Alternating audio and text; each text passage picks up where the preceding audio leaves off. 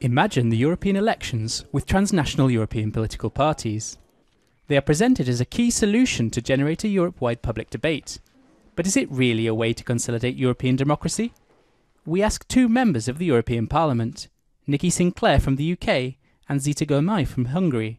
Are you for or against? I'm in favor for the status of political parties and foundations as well, because if we talk about European identity, if we talk about European institution, then I think it is really high time to talk about European political party families and party foundations or foundations. I'm opposed to a new statute for European political parties.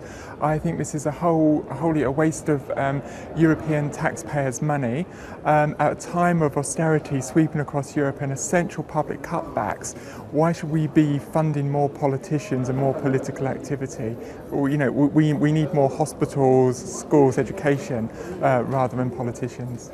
Could it restore confidence in the EU? I don't think it would achieve its aim, and I'd be opposed to its aim as well. I mean, we're very different cultures, and this is another way that the European Union are trying to submerge us into morph us into one kind of entity, which I think is actually probably damaging to Europe.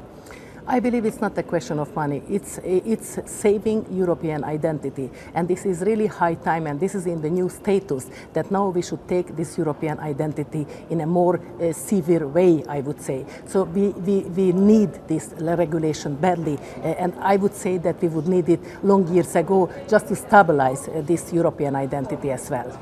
What would be the real change? Basically, I think it will undermine democracy. It will basically state funding or EU funding of political parties, and if you're there already, you're on the treadmill, and it would be very difficult for anyone to break into that because they would be already so far advanced in funding.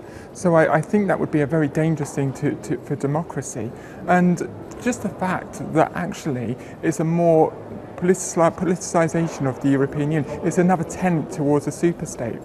This is going to be a European base because all the political parties and foundations who are based in Brussels, they should use the Belgian law. Meanwhile, if you deal with European issue, then you should have a European base. So this is really the new in it, and I strongly believe that this is also, I just would like to repeat, it's not a money question, it's a proper legislation question, and I believe that we need it badly. And if we have a debate of the cost of non-Europe, and it is really high time to talk about the cost of non-Europe, why do we need this Europe?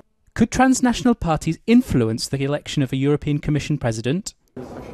Well, no, I feel that would not happen necessarily. I mean, we saw the sham of Barroso's election last time, and he was pretty much elected by the groups. Yes, the groups who were at the end of the day, elected from the parliament, who were elected by the people, and it was done in a backroom deal. He was the only candidate, and the deal was done before it even got to the vote.